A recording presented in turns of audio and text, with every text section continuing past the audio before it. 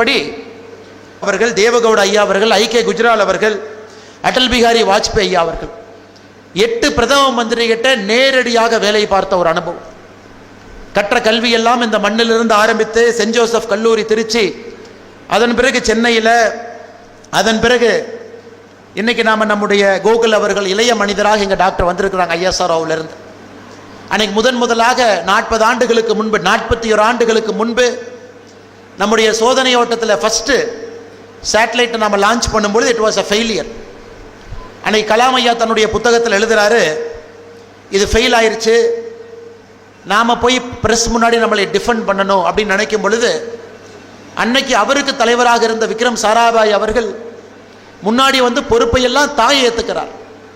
இந்த ஃபெயிலியருக்கு நான் தான் காரணம், இந்த டீம் கடுமையாக உழைப்பார்கள், நீங்க வேகமா வெற்றியை பார்ப்பீங்கன்னு. ஒரு ஆண்டு கழித்து 40 ஆண்டுகளுக்கு முன்பு, இன்னையிலிருந்து 40 ஆண்டுகளுக்கு முன்பு 2026 இருக்கும், 40 இயர்ஸ் பிஃபோர், அடுத்த சோதனை ஓட்டம் வெற்றியாக வந்த பொழுது அன்னைக்கு கலாம் ஐயா முன்னாடி போய் இருக்கல, பின்னாடி வந்து தன்னுடைய டீம்மேட்டை முன்னாடி புஷ் பண்ணாங்க. ISRO has got a great culture. It is built by some of the finest stalwarts of this country who have sacrificed their life for the growth of our missile systems, for the growth of our civilian usage. இன்னைக்கு நாம பார்க்கும் பொழுது சில நாட்களுக்கு முன்பு ஒரு தனியார் நிறுவனம், ஸ்கை ரூட்ஸ் என்கின்ற ஒரு தனியார் நிறுவனம், ஃபார்மர் ISRO விஞ்ஞானிகள் இன்னைக்கு பிரைவேட்டா நம்மால ஒரு ஸ்பேஸ் ஃபிளைட் லான்ச் பண்ண முடியும், அந்த அளவுக்கு 40 ஆண்டுகள் நம்முடைய ஸ்பேஸினுடைய அந்த பயணம் இருக்கு. அதற்கெல்லாம் விதை போட்ட முன்னோடிகளில் டாக்டர் APJ அப்துல் கலாம் ஐயா அவர்கள் மிக மிக முக்கியமானவர். அந்த பயணத்தில் நீங்கள்லாம் வர்றீங்க. The whole idea of this Ignite India 2026, the whole program is to inspire young minds so that you will help our country to become a technologically advanced nation. Kalam ஐயா அவர்கள் தன்னுடைய ஒரு பிரதமர்கிட்டையும் அனுபவத்தை பல இடத்துல பேசியிருக்காங்க. இந்திரா காந்தி அம்மா அவர்கள், when she was the prime minister of our country, that point of time Kalam Ayya was the director of Defence Research Development Organization, DRDL, Defence Research Development Laboratory in Hyderabad. 1983 madam Indira Gandhi அவங்க DRDL ரிவ்யூக்கு வர்றாங்க. அப்போ அவங்க கலாம் அவங்ககிட்ட கேட்டது ஒன்று மட்டும்தான். Conference ஹாலில் ஒரு பிரசன்டேஷன் நடந்துட்டு இருக்கு. Madam Indira Gandhi requested doctor Kalam ஐயா, when will we have a missile that is capable of reaching this point in ஒரு வேர்ல்டு மேப்பை தொட்டு காட்டுறாங்க. அப்ப இந்தியாவுக்கும் அந்த பாயிண்ட்டுக்கும் 5000 kilometre. So madam Indira Gandhi gave the vision and imprint to Dr. APJ ஐயா அவர்கள், we need a missile system that is capable of traveling 5000 kilometer in the year 1983. அத கலாம் ஐயா அவர்கள் பல இடத்துல சொல்றாங்க, because madam Indira Gandhi had that kind of a vision that India should have a self-sustaining mechanism to develop our own missile. Rajiv Gandhi அவர், the next prime minister 1985, Rajiv Gandhi அவர்கள், whenever he met Kalamji, the only thing he asked him is, what will be the cost of a minimum nuclear deterrent? பக்கத்தில் சைனாவாக இருக்கலாம், பாகிஸ்தானாக இருக்கலாம், ஃபியூச்சரில் if they have missile, to have a minimum nuclear deterrent, what should we do? இன்னைக்கு நாம வச்சிருக்கக்கூடிய nuclear deterrent என்ன mechanism இருக்கு, SOP இருக்கோ, everything is written by Dr. APJ Abdul Kalam ஐயா அவர்கள். In 1985, he gave an initial blueprint to then Prime Minister Rajiv Gandhi ji. He said we need roughly 100 missiles and warheads. He said in 7 years we can achieve a minimum nuclear deterrent. And he said we might need about 7,000 crore. In 1985, Dr. APJ Abdul Kalam Ayya told Rajiv Gandhi avargal as a Prime Minister, we need 7,000 crore as a country to create this minimum nuclear deterrent. 1989 to 1991, very tough time in Indian politics. Government falling, new government coming. Ayya VP Singh avargal, Chandrasekhar avargal were leading the governments then. Even then, Dr. Kalam Ayya was part of the core group advising the prime ministers. Even when political instability was there, it is leaders like them advising prime ministers to look at the future and not to sacrifice our missile program. 1990s, Kalam Ayya became the secretary DRDO. He also became the chief scientific advisor to the defense minister. So அந்த டைம்ல பாத்தீங்கன்னா கலாம் ஐயா moved from a technology guy to a strategic actor. இன்னைக்கு நம்ம நிறைய doctor APJ Abdul Kalam ஐயாவை பற்றி பேசும் பொழுது வாழ்க்கையில ஒரு பாட்டை பேசுறோம், But this is a person who has transcended the whole spectrum. Starting as a technology person, he became a strategic actor, advising the Prime Minister of this country how to take the country's technological advancements forward. When P.V. Narasimha Rao ji was the Prime Minister of this country, he called APJ Abdul Kalam Ayya along with 2 other scientists. He said, can we build a T3 readiness? T3 readiness is the moment a Prime Minister tells the DRDO or the scientist, in 3 days we have to do a nuclear test, can we do that? T3 readiness. India at that point of time never had a T3 readiness. It is a Prime Minister Narasimha Rao avargal who spoke to Kalam Ayya and said India has to get ready to T3. நீங்க பாருங்க, எங்க இருந்து இந்திரா காந்தி அம்மா, அதன் பிறகு ராஜீவ் காந்தி அவர்கள், அதன் பிறகு விபி சிங், சந்திரசேகர் அவர்கள், நீங்க ஒரு டிரான்ஸ்ஃபர்மேஷனை பார்த்துட்டே வாங்க. நரசிம்ம ராவ் ஐயா வரும் பொழுது it is Kalamji in his multiple position, advisor, secretary, he has moved from a basic plan to a T3 readiness. But unfortunately P.V. Narasimha Rao ji lost that election in 1996. So he was about to test it. He told Kalam, we are not going to do it. Then again we went into a very confusing political time.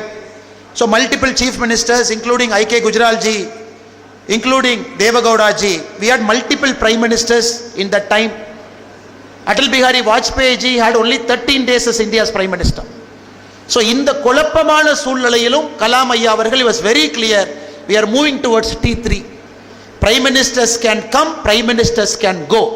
It is APJ Abdul Kalam ji who had this vision continuously across multiple prime ministers, multiple governments, multiple political ideology, multiple party. இவங்க எல்லாம் வேற வேற ஐடியாலஜிங்க, வேற politicians, வேற மாதிரி leaders, வேற மாதிரி party. Continuously அதை மூவ் பண்ணிக்கிட்டு வந்துகிட்டே இருந்தார். When finally we had the chance, when Vajpayee Ayya came for the second term as the prime minister, he told his private secretary Shakti Sinha, he said, please get Kalam கூட்டிட்டு வாங்க அப்படின்னு. That point of time they took about 6 hours to trace Kalam Ayya because he was somewhere roaming in northeast India. Finally Kalam Ayya பிடிச்சி கூட்டிட்டு வர்றாங்க. When he came and met Atal Bihari Vajpayee ji, Vajpayee அவங்க ஒண்ணு தான் சொல்றாங்க, பட்டாக்கா சோர்னா ஹே அப்படிங்கிறார். தீபாவளி பட்டாசை வெடிக்கணும், தயார் பண்ணுங்க அப்படிங்கிறார். பட்டாக்கா சோர்னா ஹே அப்படின்னு கலாம் ஐயா. அதனால இது சாதாரணமா நம்ம கலாம் ஐயாவை நினைக்க கூடாது. The whole spectrum of strategic defense travel பண்ணி அமெரிக்கன் பிரஷர் எத்தனையோ நாட்கள் இருந்த பொழுதும் கூட அதை நாம வாஜ்பாய் அவனுடைய இரண்டாவது டைம்ல, உங்களுக்கு தெரியும் 6th April 1998 Pakistan is tested surface to surface missile Gauri. So we had lot of pressure because Gauri missile was able to travel 1500 km with a 700 kg warhead. So Delhi, Mumbai, Kolkata, Chennai எங்கேயா இருந்தாலும் கூட ஒரு Gowri missile Pakistan போக முடியும். It was very very important, that test cannot fail. அந்த போக்ரான்ல நம்முடைய test what Kalam Ayya did 1998 in the month of May, 2 tests we did, அது fail ஆகிறதுக்கு வாய்ப்பே இல்லைங்க. it has to only succeed. அது ஃபெயிலே ஆகக்கூடாது, சக்சஸ் மட்டும்தான் நம்ம நாடு எதிர்பார்த்தது. and APJ Abdul Kalam Ayya delivered it that day. May 11, May 13, 2 wonderful tests we did. The politics of our country changed forever. The strategic deterrence of our countries changed forever. The politics of Southeast Asia changed forever. The politics of India, China, Pakistan changed forever. அதனால இந்த மனிதர், he always had a vision coming from the small island. இந்த சின்ன ஐலண்ட்ல he says World War II 1945 பேப்பர்லாம் போய் வீட்டில் போடும் பொழுது கலாம் ஐயா அந்த காலையில் பேப்பர் ஆர்வமாக பார்ப்பார். என்ன ஆர்வமாக பார்ப்பாருனாங்க, வேர்ல்டு வார் 2ல 2 விமானங்கள் சண்டை போட்டுட்டு இருந்துச்சு. The Spitfire planes and the Luftwaffe flights. Luftwaffe வந்து ஜெர்மன்ஸு, ஸ்பிட்ஃபயர் வந்து பிரிட்டிஷ். எந்த பிளேன் ஜெயிக்குது அப்படிங்கிறத ஒரு நாள் பேப்பர் போடும் போதும் கலாம் ஐயா அந்த தலைப்புச் செய்தியில் பார்ப்பார். அப்படி ஆரம்பித்த ஒரு கியூரியாசிட்டி படிப்படியாக இங்கிருந்து படித்து ஒரு இடமாக சென்று ஒரு தேசப்பற்றை எப்பொழுதுமே விடாம கடைசி வரை இந்த நாட்டிற்கு ஒரு சிறந்த குடிமகனாக நாம் எல்லாம் எப்படி இருக்க வேண்டும் என்பதை உணர்த்தி, அது மட்டும் இல்லை, பல இடத்துல கலாம் ஐயா பேசும்பொழுது உங்களை போல நான் மாணவனாக உட்கார்ந்துருக்கு. நேஷனல் போலீஸ் அகாடமி நம்ம ஐயா இங்கே இருக்கிறாங்க, one of the best finest IPS officers of our country. ஹைதராபாத்தில் கலாம் ஐயா பேச வருவாங்க, all of us will be students. Lal Bahadur Shastri academy டேராடூனில் பேசுவாங்க, அங்கேயும் மாணவனாக அமர்ந்திருக்கின்றேன். ஆனால் அவருடைய உயிர் பிரியும் பொழுது IIM ஷில்லாங்கில் மாணவர்களுக்கு ஒரு லெக்சர் கொடுக்கும் பொழுது தான் கலாம் ஐயாவுடைய உயிர் பிரிந்து இறைவனடி சேர்ந்திருக்காங்கன்னா எந்த அளவுக்கு ஆண்டவன் கலாம் ஐயா மாணவர்கள் 3 பேரும் ஒரே லைனில் இருந்திருக்காங்கன்னு நீங்கள் பாருங்க. All of them were in the same line at the age of 84 in IIM Shillong while giving a lecture. Kalam Ayya, we lost Kalam Ayya. But the beauty, every moment of this, நாம் இங்கே வரும்பொழுதெல்லாம் it is an opportunity for us to tell ourselves we have to follow Kalam Ayya's path.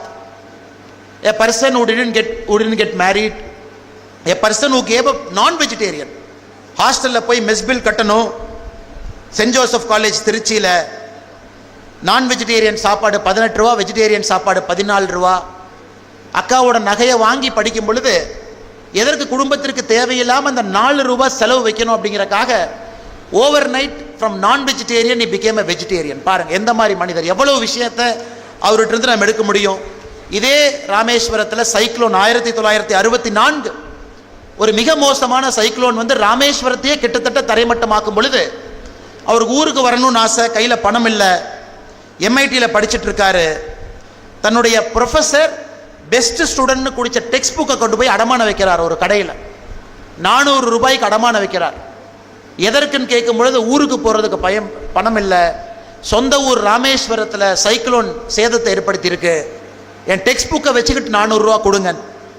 இந்த கதையை கேட்ட mint ஸ்ட்ரீட்டில் இருந்த ஒரு பான் broker Kalam ஐயாவுக்கு 60 ரூபா பணம் கொடுத்து நீங்கள் ஊருக்கு போயிட்டு வாங்க, தயவு செஞ்சு இந்த டெக்ஸ்ட் புக்கை நான் பத்திரமா வச்சுக்கிறேன், யார்ட்டையும் திருப்பி கொடுக்க மாட்டேன், நீங்கள் வாங்கின பணத்தை என்னைக்கு கொடுக்குறீங்களோ அன்னைக்கு இந்த டெக்ஸ்ட் புக்கை நான் திருப்பி கொடுக்குறேன். அந்த மனிதனுடைய வாழ்க்கையில் சின்ன சின்ன சம்பவங்கள் உங்களை இன்ஸ்பயர் பண்ணணும். Small things. அவர் வாழ்ந்த ஒன்று உங்களுக்கு இன்டெகிரிட்டி, நேர்மை, ஹானஸ்டி, எத்திக்ஸ், இதெல்லாம் அவர் லைஃப்பில் சின்ன சின்ன விஷயங்கள் சொல்லணும். இந்தியாவுடைய ஜனாதிபதியாக இருந்த பொழுது நமக்கு தெரியும், people's president, when he was the 11th president of our country, எப்படி வாழ்ந்தார், ஃபேமிலி எப்படி வச்சுருந்தாங்க, ஃபேமிலி மெம்பர்ஸ் வந்து ராஷ்டிரபதி பவனில் தங்குனா அதுக்கு பில் யார் கொடுத்தாங்க, ஒரு சூட்கேஸோட உள்ளே போனார், ஒரு சூட்கேஸோட தான் வெளியே வந்தார். அப்படிப்பட்ட ஒரு ஜனாதிபதி நமக்கு. அது மட்டும் இல்லை, அந்த காலத்தில் ராஷ்டிரபதி பவனில் இஃப்தார் விருந்து ஃபார் ஆர் முஸ்லீம் ஃப்ரெண்ட்ஸ், இஃப்தார் விருந்து நடக்கும் பொழுது அதன் முதலாக கலாம் ஐயா சொன்னாங்க, இந்த ட்ரெடிஷன் வேண்டாம், ஏன்னா 22 லட்சம் ரூபாய் இதற்கு செலவாகுது, அதனால் அந்த 22 லட்சத்தோடு அவருடைய பர்சனல் பணம் 1 லட்சம், அதை போட்டு 23 லட்சத்தை அங்கே இருக்கக்கூடிய ஆர்ஃபனேஜஸ்க்கு உணவாக வாங்கி இஃப்தார் விருந்து ஆர்ஃபனேஜஸ் கொடுத்துட்டார். இஃப்தார் அன்னைக்கு ஆர்ஃபனேஜ் கொடுத்த ஒரு பெருமையும் டாக்டர் கலாம் ஐயாவுக்கு சேர். அதை விட எனக்கு ரொம்ப பிடிச்சது, US president George W Bush India வர்றாங்க, ராஷ்டிரபதி பவன் வரணும், சீக்ரெட் சர்வீஸ் வர்றாங்க, கலாம் ஐயாவை பார்க்குறாங்க, இந்த கார்பெட்டை மாற்றணும், இந்த கார்பெட் கொஞ்சம் பழசாக இருக்குது, ஏன்னா அமெரிக்க ஜனாதிபதி வர்றாரு, கார்பெட்டை மாற்றுங்கன்னு. கலாம் ஐயா சொல்கிறாங்க, கார்பெட்டை மாற்ற முடியாது, இந்த கார்பெட்டில் மிகப்பெரிய தலைவர்கள்லாம் நடந்தனால தான் அந்த கார்பெட் தேஞ்சிருக்கு, அதனால் எந்த காரணத்துக்கும் இந்த கார்பெட்டை மாற்ற முடியாதுன்னு அன்றைக்கி சொன்னார் ஜார்ஜ் டபிள்யூ புஷ். அதே கார்பெட் மேலே தான் நடந்து போனாங்க. அது மட்டும் இல்லை, ராஷ்டிரபதி பவனை ஹேண்ட் ஓவர் பண்ணணும், செக்யூரிட்டி செக் பண்ணணும், நாங்கள் கண்ட்ரோல் எடுத்துக்கணும், அதன் பிறகு தான் செக்யூரிட்டி வெட் பண்ணணும்னு சொல்லும் பொழுது கலாம் ஐயா சொன்னது, இந்திய குடியாட்சியினுடைய தலைமைப்பிடமாக இருக்கக்கூடிய ராஷ்டிரபதி பவனை எந்த காரணத்திற்கும் யாருக்கும் சரண்டர் பண்ண மாட்டேன், நீங்கள் எங்கே செக் பண்ணுமோ செக் பண்ணிட்டு போங்க. இதையெல்லாம் இன்று இருக்கக்கூடிய தலைமுறைகிட்ட நிறைய நம்ம பேசணும். இது பல புத்தகத்தெல்லாம் படித்த இடத்துல இருந்த சின்ன சின்ன நோட்ஸ், ஒரு புத்தகத்தில் ஒன்று. கலாம் ஐயாவுடைய விங்ஸ் ஆஃப் ஃபயர் நிறைய எழுதியிருக்காரு, இக்னைட்டட் மைண்ட்ஸில் நிறைய எழுதியிருக்காரு. கலாம் ஐயாவுடைய ஒரு புத்தகமும் பொக்கிஷன் தான். நீரஜா சௌத்ரி அவர்கள் பிரைம் மினிஸ்டர்ஸ் டிசைட், அந்த புத்தகத்தில் ஒரு பிரைம் மினிஸ்டருடைய ஸ்ட்ராட்டஜிக் டிஃபரன்ஸை பற்றி எழுதியிருக்காங்க. கலாம் ஐயாவை பொறுத்தவரை எல்லா இடத்திலும் இருக்கக்கூடிய ஒரு மனிதர். அதனால் இந்த கலாம் ஐயாவுடைய நிகழ்வு, குடும்பத்தினர் இவ்வளவு சிறப்பாக அதை ஒரு ஆண்டும் எடுத்துகிட்டு போகிறீங்க, குழந்தைங்களை கூட்டிகிட்டு வர்றீங்க, அவங்கள இன்ஸ்பயர் பண்ணுறீங்க. மேடையில் இருக்கக்கூடிய ஒரு தலைவர்களும் கூட இங்கே இருக்கக்கூடிய குழந்தைகளை இன்ஸ்பயர் பண்ணி, கலாமன் ஐயா சொல்லியிருக்கக்கூடிய செல்ஃப் டிட்டரன்ஸ் நமக்கு வேணும், டெக்னாலஜிக்கலி அட்வான்ஸ்மெண்ட் நமக்கு வேணும், ஐஎஸ்ஆர்ஓவில் நிறைய பேர் நீங்கள் போய் சேரணும், டிஆர்டிஓக்கு வரணும், ஒரு குட் எத்திக்கல் பொலிட்டிக்கல் லீடர்ஸாக நீங்கள் வரணும், நல்ல குடிமகனாக வரணும். அது எல்லாருக்கும் நாம் கலாம் ஐயாவை எப்பொழுதும் நம்முடைய ஒரு ஆதர்ஷ புருஷனாக நாம் அதை எடுத்துக்குவோம். அவருடைய வாழ்க்கையில் அவருடைய பயணத்தில் நடப்போம். Let us walk in the food steps Kalam ஐயா லெஃப்ட் ஃபார் அஸ். இன்னைக்கு மட்டும் நம்ம கொண்டாடணும்னு இருக்கக்கூடாது, எவ்ரிடே பாருங்கள். கலாம் ஐயாவுடைய குடும்பத்தினர், மூத்த குடும்பத்தினர் எனக்கு என்ன கொடுத்துருக்காங்க பாருங்கள். he gave me கலாம் ஐயாவுடைய ஃபேமிலி சார்பாக ஒரு மயில், ஒரு சேவல், ஒரு முருகபெருமானுடைய வேல். இதுதான் கலாம் ஐயாவுடைய ஸ்பிரிச்சுவாலிட்டி. எப்பவுமே அந்த ஸ்பிரிச்சுவாலிட்டி இப்படி தான் இருந்திருக்கு. ராஷ்டிரபதி பவனில் இருக்கும் பொழுது கூட வீணை வாசிக்கக்கூடிய பழக்கம் இருக்குது. நிறைய இடத்துல நான் படிச்சிருக்கேன். It gave him lot of inspiration. ஒரு ட்ரூ செக்குலர் இந்தியாவில் எப்படி இருக்கணும் அப்படிங்கிறக்கும் கலாம் ஐயா அவர்கள் ஒரு மிகச்சிறந்த உதாரணம். அதனால் வந்திருக்கக்கூடிய எல்லா மாணவ செல்வங்களுக்கும், இங்கே இருக்கக்கூடிய பெற்றோர்களுக்கும், ஆசிரிய பெருமக்களுக்கும், பத்திரிகை நண்பர்களுக்கும், சிறப்பு விருந்தினர்களுக்கும் மறுபடியும் ஒரு முறை என்னுடைய வாழ்த்துக்களை, வணக்கங்களை தெரிவித்து, மேடையில் இருக்கக்கூடிய சான்றோர்கள் எல்லாம் கலாம் ஐயாட்ட நேரடியாக பணி செய்தவங்க, 40 ஆண்டு காலம் இருந்தவங்க. ஐயா டாக்டர் டிஆர் கார்த்திகேயன் ஐயா அவர்கள் 40 years he was a friend of Kalam. அதே போல் இங்கே இருக்கக்கூடிய நம்ம டாக்டர் ஐயா 40 ஆண்டுகளுக்கு மேலே கலாம் ஐயாவோடு எல்லோரும் இருந்தவர்கள். அவங்களுடைய பேச்சையும் ஆர்வமாக கேட்பதற்காக நான் இருக்கின்றேன். பெரும் வாய்ப்பு கொடுத்த கலாம் ஐயாவுடைய குடும்பத்தினருக்கு, குறிப்பாக அண்ணன் டாக்டர் ஷேக் சலீம் அவர்களுக்கு என்னுடைய நெஞ்சார்ந்த நன்றிகளை தெரிவித்து என்னுடைய சிறு உரையை முடித்துக் கொள்கின்றேன். நன்றி, வணக்கம். தமிழ்நாடு வளர்க, பாரதத்தினுடைய புகழ் ஓங்குக. ஜெய்ஹிந்த். Ladies and gentlemen, Thiru Annamalai K, Chief Mentor, We the Leaders Foundation.